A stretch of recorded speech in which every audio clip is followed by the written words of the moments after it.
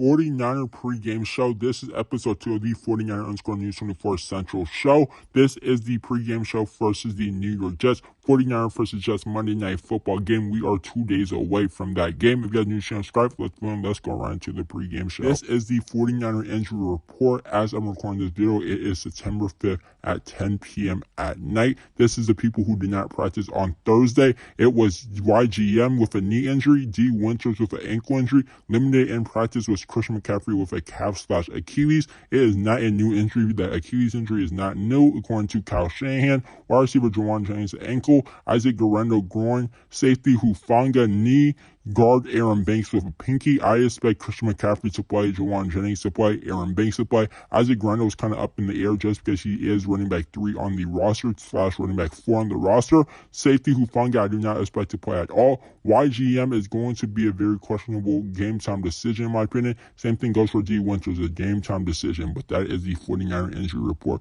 per Cam Inman. Let's get into the key players, starting off with the New York Jets. I have 3 key players for each team. For the Jets, I have Sauce Gardner, Aaron Rodgers, who's coming back from his Achilles injury, and Breece Hall. For the San Francisco 49ers, I have Deebo Samuel, Brock Purdy, Tre'Davious Ward / DeAndre Leonard. Really, the 49er cornerbacks, very intrigued to see what they can do versus the New York Jets on week 1. Of course, Brock Purdy in the big primetime game going against one of the best defenses in the NFL. Last year in primetime, Brock Purdy averaged 259 passing yards, 1.6 passing touchdowns. He ran for 4.2 yards on primetime, and then threw interception 1.4 times. Christian McCaffrey on primetime last year ran for 79 yards, 1.2 rushing touchdowns, and had 32 receiving yards average. Deebo Samuel, who's on my key players of the week, he had on primetime 77.5 receiving yards. Rushing yards was 13.5.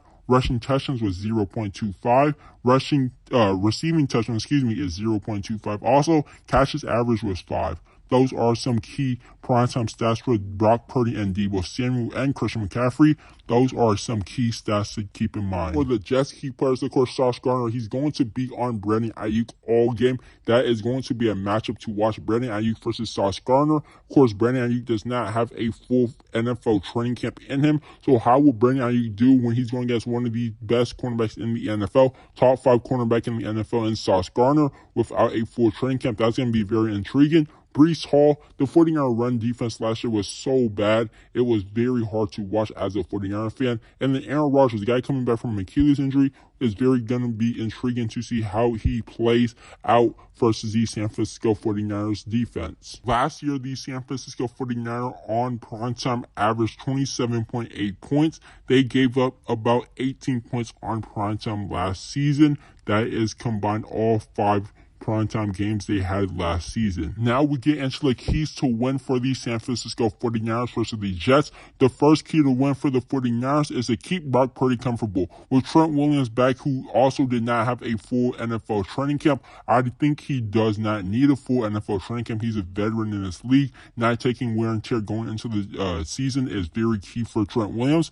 But since Trent Williams is back and the Jets defensive line is missing Hassan Reddick, at this moment he has not reported to the New York Jets just yet. So that is the first key. Keep Brock Purdy comfortable. Don't allow more than 3 sacks. 3 sacks is kind of the main number for me. Keep Brock Purdy off the turf. Keep him off the ground. Do not let Brock Purdy jersey get dirty.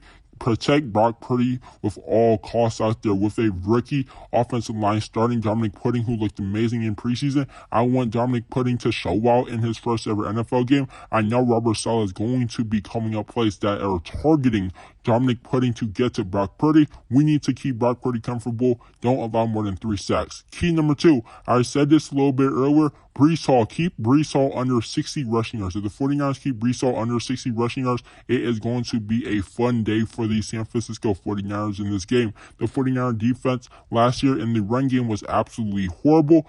Can they step up this year versus one of the best rising star running backs in the league in Breece Hall? Keep him under 60 yards. That is the key number for me is 60 yards. The third and final key for the 49ers, in my opinion, is make Aaron Rodgers uncomfortable. I want the 49ers O-line to keep Brock Purdy comfortable. I want the 49ers D-line to get pressure on Aaron Rodgers. Make Aaron Rodgers get out of the pocket. Show us how good his Achilles has healed up at the moment. Get him very uncomfortable. Make Aaron Rodgers have zero time. I want Nick Bosa to have a sack or two in this game. This is my 3 keys for the San Francisco 49ers to win. Keep Breece Hall under 60 rushing yards. Make Aaron Rodgers uncomfortable in the pocket. Keep Brock Purdy comfortable. Do not allow more than 3 sacks. Now we get into the predictions by the fans and my own prediction. Let's start off with the fans. One 49er underscore news 24 fan said 28-14 Niners. Another one said 40-10 49ers, a 30-point blowout for the 49ers.